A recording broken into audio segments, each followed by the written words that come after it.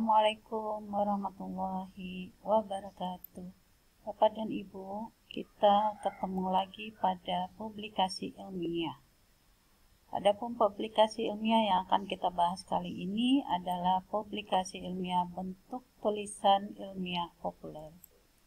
Tulisan ilmiah populer menurut buku 4 2016 adalah tulisan yang dipublikasikan di media massa, baik itu berupa koran, majalah atau sejenisnya, yang mana isinya tentang pengetahuan berupa ide atau gagasan penulis yang menyangkut bidang pendidikan. Adapun dalam penulisan tulisan ilmiah populer ini juga adalah upaya guru untuk mengembangkan profesi gurunya. Persyaratan tulisan ilmiah populer ini itu disesuaikan dengan kelaziman media massa di tempat Bapak dan Ibu akan mempublikasikan tulisan ilmiah populernya. Jadi tidak ada kerangka yang baku yang ditetapkan untuk tulisan ilmiah populer ini. Kemudian perbedaan antara ilmiah murni dan ilmiah populer. Yang pertama di sini, untuk ilmiah murni itu harus bahasanya baku dan sangat terikat dengan kaidah bahasa Indonesia resmi. Misalnya penelitian tindakan kelas, eksperimen, kemudian juga makalah tinjauan ilmiah, best practice, buku teks pelajaran, buku pendidikan, modul, diktat, karya ilmiah, dan buku pedoman guru. Sedangkan untuk ilmiah populer itu bahasanya lebih luas, tidak beku, dan mudah dipahami oleh masyarakat umum. Ya. Jadi ilmiah populer ini ada perbedaan dengan ilmiah murni itu dari segi tulisannya tetap bersifat ilmiah, cuma penuturannya yang mudah dimengerti, kemudian bahasanya populer, kemudian dengan layout yang menarik, ya. Kita lihat di sini judul-judul yang bisa dijadikan tulisan ilmiah populer itu dari segi rubrik di sini bisa pendidikan, teknologi, kesehatan, budaya. Tapi karena Bapak dan Ibu adalah dalam bidang pendidikan, maka untuk angka kredit harus dalam bidang pendidikan. Dan tulisannya cenderung pada konteks pembelajaran atau yang lain-lain yang ada kaitannya dengan pendidikan. Penampakan judulnya bisa biasa saja dan agak genit, yang penting harus menarik pembaca untuk melihat isi dari tulisan kita tersebut. Ya. Kiat untuk menarik minat pembaca, yang jelas ada 4 hal di sini, yaitu yang pertama tulisan kita harus tentang kondisi aktual. Kemudian terkait dengan aktivitas sehari-hari, merupakan ilmu atau temuan yang baru dan juga dibahas dengan sudut pandang yang berbeda, apalagi topik ini sudah sering dibahas oleh penulis-penulis yang lain. Ya. Kemudian Bapak dan Ibu di sini ada contoh-contoh dari judul.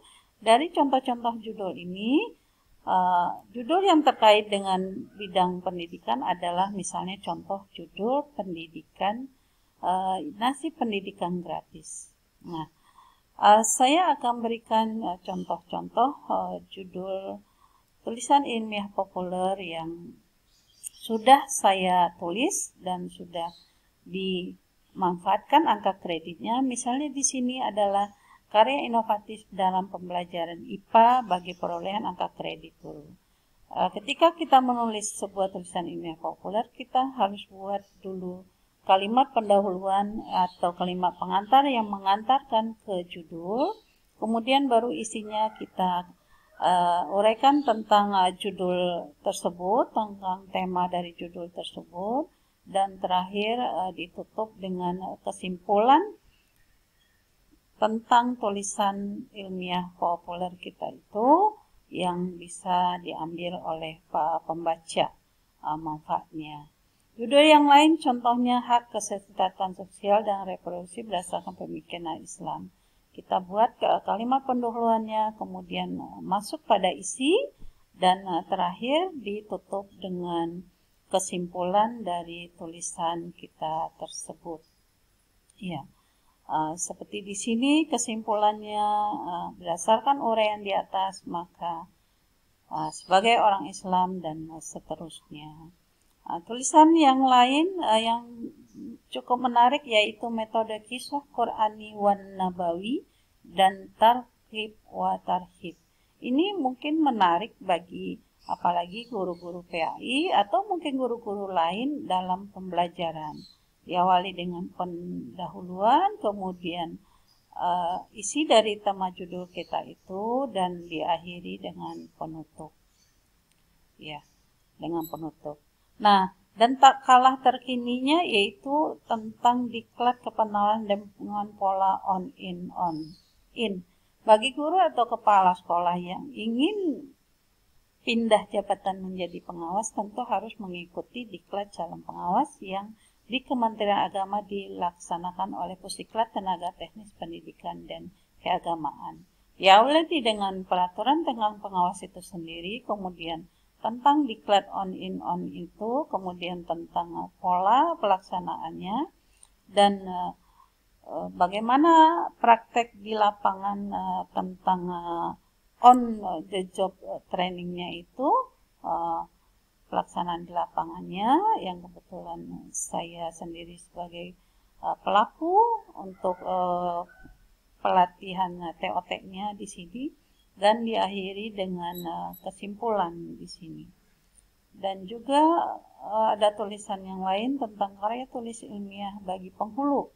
Nah, ini perlu diketahui oleh penghulu atau oleh jabatan fungsional yang lain yang diawali dengan pendahuluan, kemudian isinya, dan diakhiri dengan angka kredit dan sampai pada penutup. Nah, juga ada tulisan tentang peningkatan kompetensi peserta diklat di sini, dan juga ada tentang tulisan yang lain yaitu problematika pendidikan Islam. Jadi kata kuncinya tulisan ilmiah populer ini hanya ada 3, yaitu yang pertama yaitu pendahuluannya ke kalimat pengantar ke judul, kemudian isi tentang judul itu sendiri dan kesimpulan dari tulisan kita tersebut. Ya. Nah, ada contoh lain dari tulisan dari guru ini peserta diklat publikasi ilmiah di NTB atau Lombok. Dia membuat judul Jangan Sentuh Dia. Ini judulnya cukup menarik ya, yang mana dia menceritakan tentang gadget atau HP yang banyak aplikasi-aplikasi yang tidak layak apabila dilihat oleh anak-anak di bawah umur. Kemudian ada judul oleh Rosnimar 9 untuk 1 dan semua. Ini tentang 9 karakter yang harus dimiliki oleh peserta didik. Kemudian oleh Pak Yatimin, Saya Ikut Siapa? Ini adalah permasalahan apabila seorang orang tua bercerai atau tentang nikah siri. Dan ada judul yang menarik juga yaitu Kontradiksi Matematika dalam Kehidupan, cerita tentang Arifah dan penjual bakso yang ditulis oleh Pak Somana, yang mana di sini menceritakan tentang bagaimana hitungan matematik antara tukang bakso dengan Arifah, yang mana Arifah di sini membeli bakso 4 mangkok, yang mana satu mangkoknya itu penuh itu 12.000, tapi dia hanya membeli dengan setengah. Kalau hitung matematik, setengah dari 6.000 adalah 12.000. Kemudian juga memesan 4 gelas TS harga 3.000. Nah, ternyata ketika membayar, hitungan tukang bakso dengan Arifah itu berbeda. Karena setengah menurut tukang bakso itu bukan 6.000, tapi 7.000. Karena dia menyatakan bahwa kuah dan mie-nya sama banyak dengan apabila membeli porsi yang lengkap, yaitu 12.000. Cuma dalam tulisan ini ada kekurangan yang perlu ditambahkan. Apa kesimpulan bagaimana pola hitungan matematik tukang bakso dengan pola hitungan matematik Arifah. Nah, ini tulisan yang cukup membuat kita tertarik dan senang membacanya. Nah, diharapkan Bapak dan Ibu bisa membuat tulisan-tulisan seperti ini. Nah, dalam hal ini setelah tulisannya dimuat di media massa, maka Bapak dan Ibu bisa melengkapinya dengan menggunting tulisan tersebut, kemudian menempelnya di kertas HVS dengan rapi, dengan nama media, kemudian ada surat pengesahan dari kepala madrasah.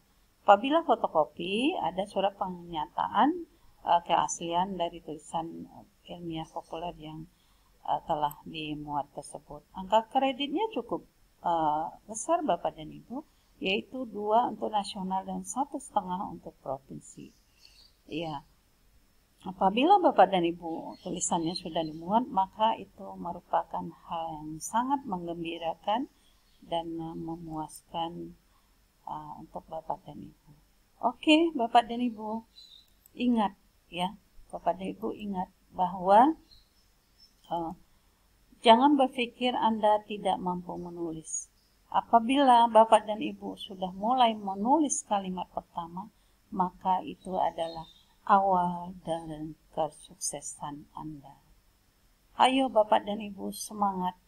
Capailah cita-cita Bapak dan Ibu untuk menjadi guru ahli utama.